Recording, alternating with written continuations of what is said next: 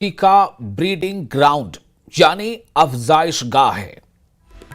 एक बार नहीं, कई बार यह बात साबित हो चुकी है।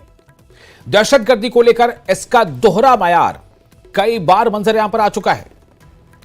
दहशतगर्द तंजीमों को सियासतदानों और फौजी सरबराहों की पुष्टपनाही हासिल रही है। पाकिस्तान मकबूजा कश्मीर यानी पीओके, जिसे पाक ऑक्युपाइड कश्मीर कहा जाता है, पाक अधिकृत कश्मीर, तो पाकिस्तान मकबूजा कश्मीर में इसकी नुमाइश देखने को मिली। जी हां, पीओके में इसकी नुमाइश देखने को मिली। पाकिस्तान मकबूजा कश्मीर में नाम नेहाद यौम यकजहती कश्मीर बनाया गया, यानी कश्मीर सॉलिडारिटी डे। सब कुछ दिखावा, नाम नेहाद यौम यकजहती कश्मीर बनाया गया। इस दौरान दहशतगर्द वहां दंदनाते नजर आए। मुख्तलिफ दहशतगर्द तंजीमों के दहशतगर्द एक मंच पर नजर आए। हत्ता के इन दहशतगर्द तंजीमों ने पीओके की सड़कों पर मार्च निकाला, बेरोक टोक खुलेआम मार्च निकाला। जैश ए मोहम्मद और हमास के भी झंडे देखे गए। दहशतगर्दों ने कश्मीरियों से नाम निहाद यगानिगत का दिखावा किया और मार्च निकाला। इस मौके पर हिंदुस्तान के लिए धमकियां भी जारी की गई। पाकिस्तान मकबूजा कश्मीर में दहशतगर्दों की सरगर्मियों पर हिंदुस्तानी सिक्योरिटी एजेंसियों ने खास नजर बना रखी है।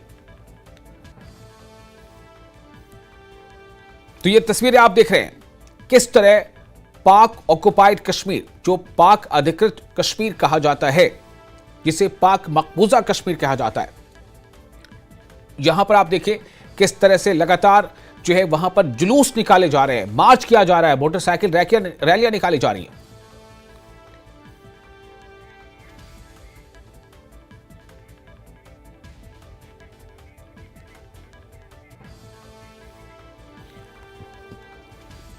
तो ये जो नजारा है, ये जो तस्वीरें आप देख रहे हैं, ये दरअसल क्या कहता है? और जो एक तरफ पाकिस्तान ये कहता रहता है कि वो ऐसे तमाम अनासिर पर, ऐसे तमाम जो संगठन है उन पर वो नकेल कस रहा है, लेकिन आप देखिए कि पीओके में क्या हो रहा है। और इसीलिए एक बार नहीं कई बार, अभी हाल ही में आपको याद होगा, वजीर दिफा राजनाथ सिंह ने, यानी डिफेंस मिनिस्टर राजनाथ सिंह ने कहा था कि सब कुछ पता है, सबको पता है कि पीओके में क्या हो रहा है। राजनाथ सिंह ने बाज़ाब्ता यह कहा था कि पीओके में जो कुछ हो रहा है वो रुकना चाहिए, वो रुकना ही चाहिए, उसे रोका जाना पड़ेगा, नहीं तो ... याद होगा आपको वो स्टेटमेंट रक्षा मंत्री राजनाथ सिंह का। लेकिन आप देखिए किस तरह से पाक अधिकृत कश्मीर में, पाक ऑक्युपाइड कश्मीर में, ये आप देखिए मोटरसाइकिल से बाज़ाब्ता खुले तौर पर यहां पर यह मार्च निकाला गया है। और इस मार्च में क्या नाम दिया गया है? सो कॉल्ड सॉलिडारिटी डे, यानी कश्मीर सॉलिडारिटी डे के नाम पर यह सब कुछ हुआ है।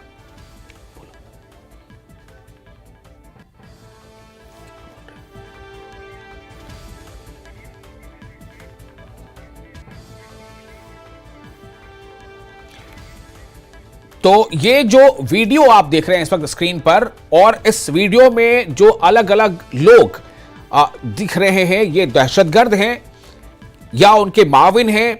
कई तरह के झंडे नजर आ रहे हैं। सबसे पहले इस वीडियो की सदाकत के बारे में हम जरा इस बारे में बातचीत करेंगे। पहले आपको हम ये भी बता दें कि हमारे साथ दो खास मेहमान भी इस वक्त जुड़ रहे हैं। हमारे साथ जुड़ रहे हैं कैप्टन अनिल गौड़, जो डिफेंस एक्सपर्ट हैं, और हमारे साथ इस प्रोग्राम में शामिल हो गए डॉक्टर SP वैद, एक्स DGP जम्मू कश्मीर, और हमारे एडिटर नेशनल ब्यूरो शैलेंद्र वांगू। आप सभी का बहुत बहुत इस्तकबाल है, स्वागत है। सबसे पहले मैं शैलेंद्र आपके पास आना चाहूंगा। मैं चाहूंगा कि आप पहले ये बताएं कि इस वीडियो के बारे में, कि ये वीडियो में जो कुछ हम अपने दर्शकों को दिखा पा रहे हैं, दरअसल ये है क्या?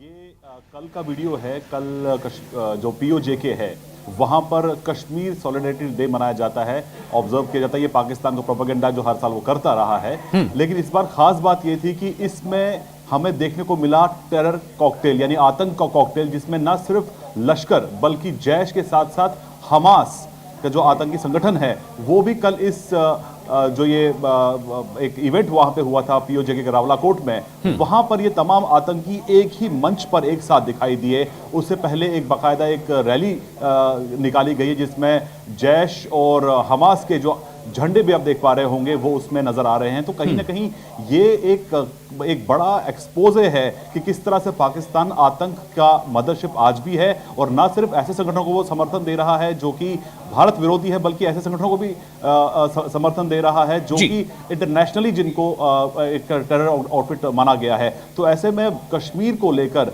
आतंक की जो ये एक बड़ी एक कोशिश है आतंकवाद को फैलाने की और उसको एक तरह से प्रोपोगेट करने की, उसमें अब हमास का भी साथ मिल रहा है। एक हैरान करने वाली बात ये भी है कि जिस मंच पर ये तमाम लोग नजर आ रहे हैं वहां पर हमास के जो नेता हैं उनकी सुरक्षा में, उनकी प्रोटेक्शन में जैश के आतंकी खड़े हैं, बंदूकदार आतंकी खड़े हैं वहां पे। और ये कहीं ना कहीं मैसेज इस तरफ है कि जो कश्मीर को लेकर जो लगातार पाकिस्तान की कोशिश रहती है ना सिर्फ आतंकवाद को फैलाने की बल्कि भारत की छवि को खराब करने को लेकर भी, ये एक और कोशिश है पाकिस्तान की तरफ से कि भारत पर टारगेट करने के लिए और भारत के खिलाफ इस तरह के गतिविधियों को बढ़ावा देने के लिए वो हमास का साथ भी चाहता है। तो वही कहीं ना कहीं हमको कल देखने को मिला जो रावराकोट में जो कल हुआ है। बिल्कुल शैलेंद्र, मैं आपके पास फिर लौटूंगा। आप एक बार अपने मेहमानों के पास रुक कर लेते हैं। हमारे साथ डॉक्टर एसपी वैद हैं, एक्स डीजीपी जम्मू कश्मीर, और captain Anil Gaur. Doctor S P, Vaid आपके पास आना चाहता हूं। मैं चाहता हूं कि आपका ये फर्स्ट रिएक्शन क्या है इस वीडियो के बारे में। क्या ये जो so called Kashmir solidarity day है, क्या हर साल इस तरह की चीजें वहां होती रहती हैं? और अगर अब भी हो रही हैं, मैंने अभी अपने इंट्रो में बताया था कि हाल ही के दिनों में राजनाथ सिंह ने, जो डिफेंस मिनिस्टर है, उन्होंने कहा था कि पाकिस्तान ऑक्युपाइड कश्मीर में जो कुछ हो रहा है ऐसा नहीं कि किसी को पता नहीं है, हर एक गतिविधि पर नजर है, सब कुछ पता है, सब कुछ नोट हो रहा है और पाकिस्तान को यह रोकना ही पड़ेगा वरना ... ये मतलब खुली तौर से एक चेतावनी थी रक्षा मंत्री की तरफ से। तो मैं चाहूंगा कि इस पर आप कुछ पहले आप बताएं अपना रिएक्शन। जी विशाल, सबसे पहले आपका शुक्रिया मुझे बुलाने के लिए। देखिए, मैं दुनिया से अपील करूंगा, खासकर जो यूएस के नए प्रेसिडेंट आए हैं, जी डोनाल्ड ट्रंप जी, वो इसको संज्ञान में लें। दुनिया ने हमास ने क्या किया इजराइल में आपने देखा, और किस तरह से इजराइल ने हमास को खत्म कर दिया, ऑलमोस्ट 90% खत्म कर दिया और पूरी लीडरशिप को एलिमिनेट किया। उसके साथ साथ बाकी 2 और टेरर आउटफिट्स थी, उनको भी पूरी तरह से खत्म किया। डॉक्टर वैद, आप शायद ये कहना चाह रहे हैं कि इसराइल ने जो किया है हमास के खिलाफ और हमास की लीडरशिप को खत्म किया है। मैं यहीं पर ये भी बता दूं कि हमारे साथ इस वक्त जुड़ चुके हैं तेंजिंग सोडी, सीनियर एडिटर न्यूज़ 18 JKLH। सोडी जी, आपका बहुत स्वागत है। मैं जरा इनका एक फर्स्ट रिएक्शन ले रहा हूं डॉक्टर वैद साहब का। जी डॉक्टर वैद, कंटिन्यू करें। हूं कि आप देखिए पाकिस्तान में किस तरह से हमास और ये सारी इंटरनेशनल टेरर आउटफिट्स, चाहे वो लश्कर हो, जैश हो, ये सब इन सब का वहां किस तरह से मीटिंग हो रही है। और मैं हैरान हूं कि कॉन्फ्रेंस, टेररिस्ट की कॉन्फ्रेंस पाकिस्तान में हो रही है और ये कर क्या सकते हैं, ये पैदा ही टेररिस्ट करते हैं। मुझे कितना हैरानगी होती है ये जो सारा ड्रामा कश्मीर सॉलिडारिटी डे ये पाकिस्तान करता है और अपने लोगों को दिखाता है। लोगों को अब खड़ा होना चाहिए, जैसे वहां ऑलरेडी आप देख रहे हैं कि अगर आपको सॉलिडारिटी है तो जिस तरह से भारत यहां कश्मीर में करता है। कुछ दिन पहले हमारे यहां youth entrepreneurship conference IIM Jammu में हुई, जिसमें मैं भी पार्टिसिपेट किया। जो ब्रिक्स कॉन्फ्रेंस मार्च में दिल्ली में होनी है, उसके प्रिलूड में यहां कॉन्फ्रेंस हुई। ये होता है हमदर्दी यहाँ के लोगों के साथ। आपके यहाँ के बच्चों को क्या क्या वो एंटरप्रेन्योरशिप स्टार्टअप्स वो कर रहे हैं, उसका कॉन्फ्रेंस जम्मू में होता है। तो आप वहां टेररिस्ट पैदा करते हो। आपको AI की कॉन्फ्रेंस तो पाकिस्तान में एक्सपेक्टेड नहीं है, आर्टिफिशियल इंटेलिजेंस की। वहां सिर्फ ये दहशतगर्द पैदा होते हैं, उसी की कॉन्फ्रेंस ये कर सकते हैं। और दुनिया को ये तमाशा देखना चाहिए और उनके लोगों को अपनी सरकार से, आप देखो किस तरह से हमास का जो चीफ स्पोक्स पर्सन है वो मौलाना फजलुर रहमान से मिल रहा, मैं ट्विटर में देख रहा हूं। तो आप वहां के पॉलिटिशियन, वहां की डीप स्टेट तो इनको पनाह देती है, वहां के पॉलिटिशियन इनको पनाह देते। डॉक्टर वैद, मैं आपको थोड़ा रोकना चाहूंगा, मैं और लोगों से फिर रिएक्शन लेना है। तेंदर जी, ये जो देखा गया so called Kashmir solidarity day के नाम पर, और जिस तरह से ये खुले आम कहने कुछ और कथन कुछ होता है, कहना और करना कुछ होता है, मैं चाहूंगा कि इस पर आप अपनी बात रखें। देखिए विशाल, ये जो पूरा इशू हुआ है, जिस तरह से सो कॉल्ड सॉलिडेरिटी डे मनाया गया है पाकिस्तान ऑक्यूपाइड कश्मीर में, जिसमें ना सिर्फ पाकिस्तान बेस्ड जो टेरर आउटफिट हैं उनके लीडर्स बल्कि हमास के लीडर भी वहां पर आए हैं। देखिए, इसका अगर आप ब्रॉडर पर्सपेक्टिव देखेंगे तो ये पाकिस्तान ऑक्यूपाइड कश्मीर में रहने वाले कश्मीरियों के लिए एक बुरी खबर है, क्योंकि हमास जो है वो जाना जाता है ग्लोबली कैसे वो गाजा के लोगों को as a human shield use करता है अपनी जंग इजराइल के खिलाफ। आप देखें, जितने भी हम आज तक वीडियोस देख रहे हैं, जितने गाजा में जो फिलिस्तीनी लोग हैं जो मारे जाते हैं, वो कौन लोग हैं? सिविलियन जो मारे जाते हैं वो कौन लोग हैं? वो वही लोग हैं जिन्हें हमास या हिजबुल्लाह जो है वो as a human shield use करता है। तो क्या वही स्ट्रेटेजी वो पाकिस्तान ऑक्यूपाइड कश्मीर में रहने वाले कश्मीरियों के साथ अपनाएंगे? उन कश्मीरियों को जो जिन्हें अपनी 2 वक्त की रोजी रोटी नहीं मिल रही है, क्या उन्हें भी हमास अब ह्यूमन शील्ड के तौर पे यूज करेगा कि वो फिर से भारतीय जो सेना है जब आतंकवाद को रोकने के लिए कार्रवाई करेगी तो वो पीओके के जो लोग हैं जिन्हें हमास ह्यूमन शील्ड की तरह इस्तेमाल करेगा, वो लोग मारे जाएंगे? देखिए, ग्लोबली ये बात जग जाहिर है। मैं फिर से ये कहना चाहूंगा, और डॉक्टर एसपी वैद साहब मेरे साथ अभी स्टेज पे हैं, शैलेंद्र वांगू जी, अनिल गौर जी मेरे साथ हैं। ग्लोबली पाकिस्तान एक्सपोज हो चुका है, इसमें दो राय नहीं है। इवन अगर आपको याद होगा कुछ दशक पहले जब हिलरी क्लिंटन आती हैं तो पाकिस्तान को एक मैसेज देती हैं कि अगर आप अपने बैकयार्ड में सांप पैदा करोगे, सांपों को पालोगे इस उम्मीद में कि वो आपके पड़ोसी को काटेंगे, एक दिन वो सांप आपको काटेंगे। और ये जो हमास के आतंकवादियों को पाकिस्तान अब पनाह दे रहा है, उनको कहीं ना कहीं देखिए इजराइल के लिए भी एक मैसेज है कि हमास को जो हथियार है वो पाकिस्तान सप्लाई करता होगा, क्योंकि पाकिस्तान का जो गठबंधन है जो हमास के साथ वो एक्सपोज हो चुका है। कैसे आप उन आतंकवादियों को अपनी यहां पर आने देते हैं और पाकिस्तान ऑक्यूपाइड कश्मीर में वो रैली करते हैं? तो एक ग्लोबल जो हब है टेररिज्म का, दुनिया को पता चल चुका है, वो पाकिस्तान है। इवन जैसे एसपी वैद साहब कह रहे थे कि डोनाल्ड ट्रंप जो अमेरिका के राष्ट्रपति बने हैं, उन्हें इस बात का संज्ञान लेना चाहिए, ना कि पूरे उन्हें बल्कि पूरे विश्व को इस बात का संज्ञान लेना चाहिए कि अब टाइम आ चुका है कि पाकिस्तान जो मदरशिप है टेररिज्म की, उस पे एक्शन लिया जाए। क्योंकि पहले ये सोचा जाता था चलिए हिंदुस्तान को जो है वो विक्टिम है, तो पाकिस्तान से आने वाले टेररिज्म का तो ग्लोबल कम्युनिटी जो है उस बात का संज्ञान नहीं लेती थी। वो कहते थे चलिए दो पड़ोसियों के आपस के बीच में लड़ रहे हैं, आपस में चल रहा है। लेकिन पाकिस्तान जो है वो एक्सपोर्टर है, ग्लोबल एक्सपोर्टर है टेररिज्म का। और ये बात जो है कल जो वहां पर so called Kashmir solidarity day मनाया गया है, जिसमें ग्लोबली डेजिग्नेटेड आतंकवादी वहां शामिल हुए हैं, तो पाकिस्तान फिर से एक्सपोज हो चुका है। मैं आपकी इसी बात को लेकर के कैप्टन अनिल गौड़ के पास जाना चाहूंगा, डिफेंस एक्सपर्ट हैं तो कैप्टन अनिल गौड़। कैप्टन अनिल, मेरा सवाल यही होगा जो हम लोग चर्चा कर रहे हैं कि पहले जो चीजें थी हिंदुस्तान पाकिस्तान, लेकिन अब जिस तरह से जिस ग्लोबल एस्पेक्ट की बात अभी कर रहे हैं तेंदुल सिंह सोडी, तो आप इस पर क्या अपनी राय रखते हैं? किस तरह से ये नेटवर्क है, कैसे ये चेन काम कर रहा है, और कैसे जो ग्लोबल कम्युनिटी है उसको इस तरफ अब ध्यान देना चाहिए, वक्त जो है वो आप पहुंचाए? साहब ऐसा है, देखिए ग्लोबल कम्युनिटी ने तो ध्यान दिया है।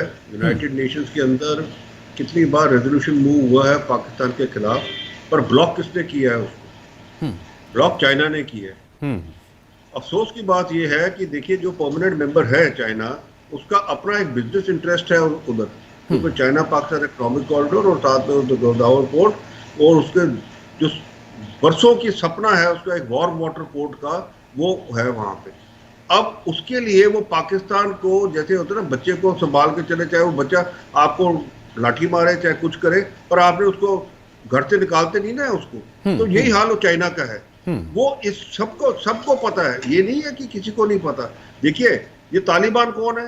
ये तालिबान वो ये जिमी कार्टर के टाइम पे ये CIA के साथ जो पैसा दे के इन्होंने ये जितने ये छुटपुट वहां पे कबीले होते थे उनको पैसा दिया और उनको रशिया के खिलाफ खड़ा किया अफगानिस्तान में लड़ने के लिए, वो तालिबान बन गए। ये नहीं कि उनको नहीं पता, अमेरिका को नहीं पता कि कौन है ये। और अभी भी आप देखिए, मैं हैरान था अभी जब ये US एड की जो एड बंद हुई है, $800 मिलियन पाकिस्तान को हर साल का मिलता है। आपको मिलता है? ये हिंदुस्तान को मिलता है? कोई नहीं। ये उसको पनाह दे रहे, क्यों?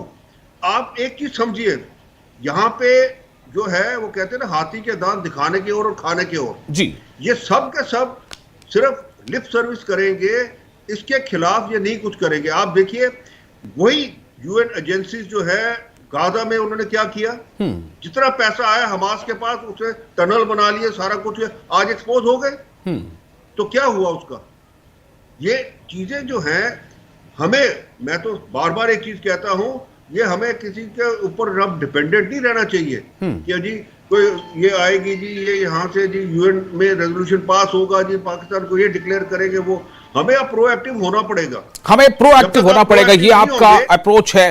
डॉक्टर एसपी वैद के पास मैं फिर से जाना चाहता हूं। मैंने सबसे पहले फर्स्ट एक्शन ले लिया। डॉक्टर एसपी वैद, आप अपनी बात जो कह रहे थे, आपने दो पहलुओं पर उजागर किया। एक पहलू तो ये कि भाई आप किस तरह की सॉलिडेरिटी दिखा रहे हो। यहां पे सॉलिडेरिटी और हमदर्दी का मतलब यह है कि हम उन्हें एडुकेट कर रहे हैं, हम उन्हें अवेयर कर रहे हैं, हम उन्हें इकोनॉमिकली कैसे वो स्ट्रेंथन हो, कैसे सोसाइटी उस पर हम काम कर रहे हैं। आप वहां लोगों के बीच जो हथियार बांट रहे हो, तो मैं चाहूंगा कि इस पर आप ये बात करें जो अभी डॉक्टर माफ कीजिएगा अनिल गौर साहब जो कह रहे हैं कि ये सब कुछ सबको पता है, इशारा किधर है?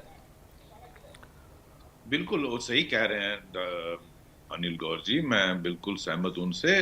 और ये सारी दुनिया जानती है, लेकिन डिप्लोमेसी का भी इस्तेमाल करना है, इंटरनेशनल फोर्सेस का भी इस्तेमाल करना है, और कार्रवाई हमें खुद करनी पड़ेगी। उसमें मैं उनसे सहमत हूं, क्योंकि हर चीज दुनिया पर डिपेंडेंट नहीं हो सकते। आज इजराइल ने जो हमास की हालत गाजा में की, वो खुद की, वो कोई दूसरी फोर्स तो नहीं आई, तो वो भारत को ही एक्शन लेना पड़ेगा। लेकिन साइमल्टेनियसली इंटरनेशनली इनको पूरी तरह से इंटरनेशनल कम्युनिटी को इनके खिलाफ करना है। लेकिन आज वक्त आ गया है, पाकिस्तान का भी हालत, इन टेरर आउटफिट्स का भी हालत वही होना चाहिए जो हमास का हुआ, जो बाकी टेरर आउटफिट्स का इजराइल ने किया, वो हमें भी करना पड़ेगा। दूसरा, मैं पीओके के लोगों को जो सऊदी कह रहे थे, बिल्कुल सही, क्या हमास के वहां इन पाकिस्तान बेस्ड टेरर आउटफिट्स के साथ जो कॉन्फ्रेंस हो रही है, क्या वैसी ही स्ट्रेटेजी फॉलो करनी है कि वहां के जिस तरह वहां पैलेस्टीनियन को या उन लोगों को जो आम लोग थे उनको शील्ड बनाया गया, क्या उस तरह का कश्मीर के पीओके के जो लोग हैं उनका हाशर वही होना है? तो ये लोग ध्यान में रखें। और ये जो फ्रॉड है पाकिस्तान का सॉलिडारिटी डे, अगर आपको सॉलिडारिटी है तो जिस तरह भारत कर रहा है, 12 मेडिकल कॉलेज खोले, 2 सेंट्रल यूनिवर्सिटीज खोली, 1 दर्जन यूनिवर्सिटीज हैं, 1 दर्जन मेडिकल कॉलेजेस हैं, IIT खोले हैं, 2 एम्स खोले हैं। तो इस आप जिस तरह से रेलवे का कनेक्शन, हाईएस्ट ब्रिज बनाया है भारत ने, आपको अगर सॉलिडारिटी है तो ये करके दिखाओ। आप सिर्फ उनको हथियार और उनको जिहाद में लगाते हो, जिनसे उनका अल्टीमेटली हाशर वही होना है जो हमास का होगा। तो डॉक्टर वैद बहुत क्लियर है अपने कॉन्सेप्ट पर, कह रहे हैं कि सॉलिडारिटी ये समझ एक दिखावा है और कुछ नहीं है। श्रीधर, मैं आपसे एक छोटा सवाल करना चाहता हूं कि ये हमास का जो लिंक यहां पर दिख रहा है, क्या इससे पहले भी और किसी मौके पर इन दहशतगर्द तंजीमों के साथ किसी रैली या किसी जुलूस या किसी मीटिंग में क्या ये कनेक्शन दिखा था? कुछ ऐसी जानकारी? देखिए विशाल, इससे पहले जो हम देखते आ रहे हैं कि जैश और हिजबुल मुजाहिदीन और लश्कर, ये तीनों के आपसी जो ये कॉकटेल है, ये हमने पहले से भी देखा है कि इस तरह की इनकी आपस में कोऑर्डिनेशन, ट्रेनिंग, ये सब चीज़ें हुई हैं हथियारों को लेकर भी, और जो बड़े अटैक्स होते हैं जिसमें इनकी आपस में कोऑर्डिनेशन रहती है। लेकिन हमास का दिखाई देना रावलाकोट में, ये एक चिंता का विषय जरूर है, क्योंकि देखिए हमास एक इंटरनेशनल ऑर्गेनाइजेशन है और जो नेता वहाँ पहुंचे हैं वो ईरान में बैठते हैं, वो ईरान से ऑपरेट करते हैं। तो उनको स्पेशली इन्वाइट किया गया इसके लिए। तो जैसे अभी वैद साहब बता रहे थे कि एक टेरर कॉन्फ्रेंस वहाँ पे आयोजित की जा रही है, जो कि बिल्कुल ही नेगेटिव सेंस में इसको लेना चाहिए। लेकिन ये ना सिर्फ भारत के लिए बल्कि पूरी दुनिया के लिए एक मैसेज होना चाहिए, ये आई ओपनर होना चाहिए किस तरह से तमाम जो टेरर आउटफिट्स हैं, जो इंटरनेशनली बैंड आउटफिट्स हैं, वो एक मंच पर अगर आ रहे हैं, ये सिर्फ भारत के लिए नहीं बल्कि पूरे रीजन के लिए, पूरी दुनिया के लिए एक चेतावनी होनी चाहिए। तो ऐसे में जो आगे की जो तैयारी हो, आगे की जो काउंटर जो मेजर्स हों वो भी इसी तरह के होने चाहिए, ताकि इन तमाम फैक्टर्स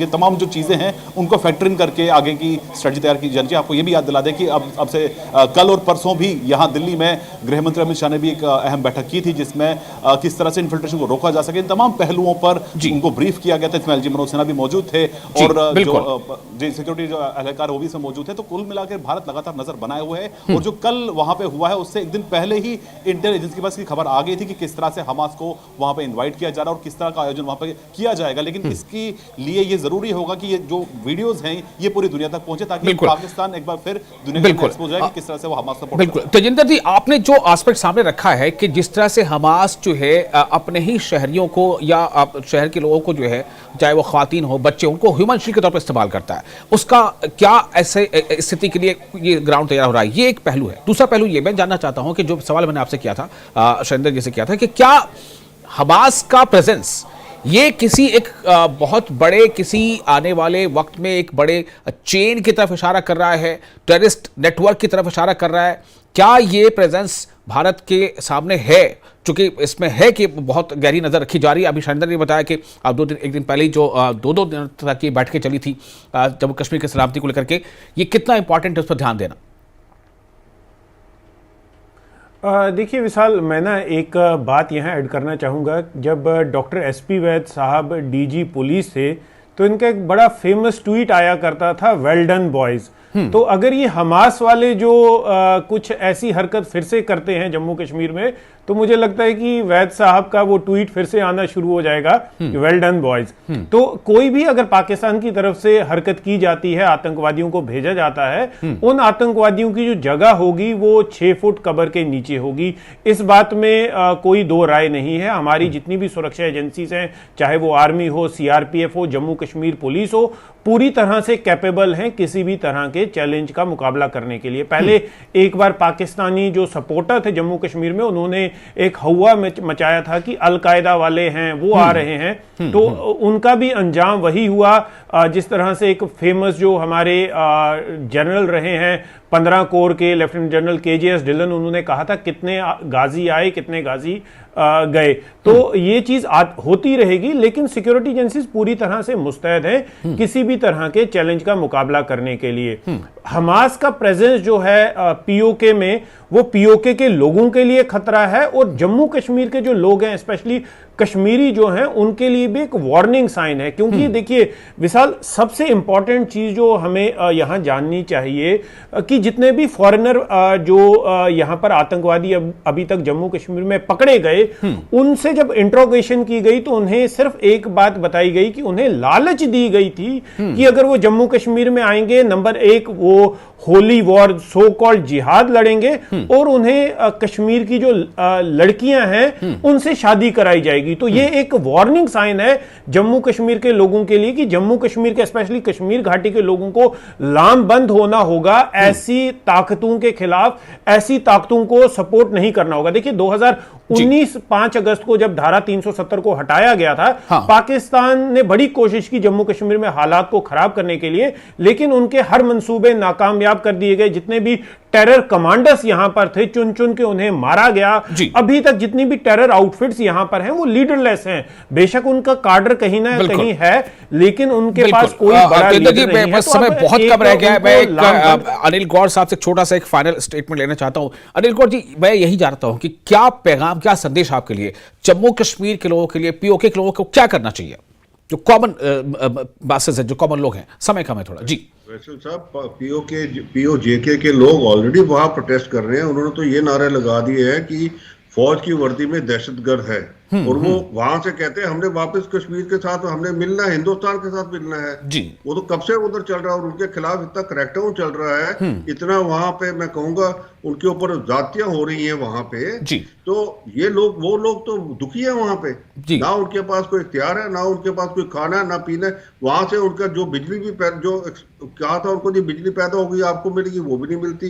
उनको कहा था चाइना पाकिस्तान इकोनॉमिक कॉरिडोर बनेगा, आपको नौकरियां मिलेगी, वो भी नहीं मिली। बल्कि उनकी जो उपजाऊ जमीन थी वो उसके कॉरिडोर के नीचे आ गई है, वो उनकी जमीन भी चली गई है। तो वो लोग तो चाहते हैं कि हिंदुस्तान के साथ मिलना है, ये एक अकेले नहीं है। और आप देखिए बलूची भी चाहते हैं, वो सब पाकिस्तान का जो आने वाला, मैं आपको एक चीज बता दूं कि पाकिस्तान का आने वाला टाइम जो है वो बहुत बुरा है। ये जल्दी आप देखेंगे इसके भी वही हाल होगा जैसे मिडिल ईस्ट के अंदर हो रहा है। इसके अंदर और कोई दो और चीज नहीं होगी। वहां बलूची जो है वो फौज को मारे, वहां से तालिबान जो है वो बिल्कुल आने वाला वक्त पूरा है। डॉक्टर एसपी वैद, मैं आपके पास आऊंगा, चाहूंगा फार्मल कमेंट कुछ आप दे दें, समय कम है जी। विशाल, होम मिनिस्टर साहब ने कल जो रिव्यू मीटिंग ली है, मुझे लगता है इंटेलिजेंस रिपोर्ट्स ऑलरेडी हमास की इस तरह प्रेजेंस और उसकी जो कॉन्फ्रेंस हो रही है वो इंफॉर्मेशन दिल्ली के पास एजेंसीज के पास होगी और उसमें इसका संज्ञान लिया गया है। जो इजराइल में अटैक हुआ था 7 अक्टूबर को हमास टाइप, उस तरह की कोई पॉसिबिलिटी ना हो। और दूसरा, आपने स्टेटमेंट नोट किया होगा 4-5 दिन पहले जो डिप्टी चीफ है लश्कर का, उसने थ्रेट दिया था कि 1 साल के अंदर अंदर हम कश्मीर में हालात बदल देंगे। तो मुझे लगता है इन इंटेलिजेंस रिपोर्ट्स के मद्देनजर ऑनरेबल होम मिनिस्टर साहब ने वो सारा रिव्यू मीटिंग किया और उसका सबको अलर्ट किया। चलिए, बहुत शुक्रिया आप तमाम मेहमानों का इस खास मौजू पर, बहुत ही हसास मौजू पर अपनी बात रखने के लिए। वक्त की बहुत कमी है। बहुत शुक्रिया, नमस्कार।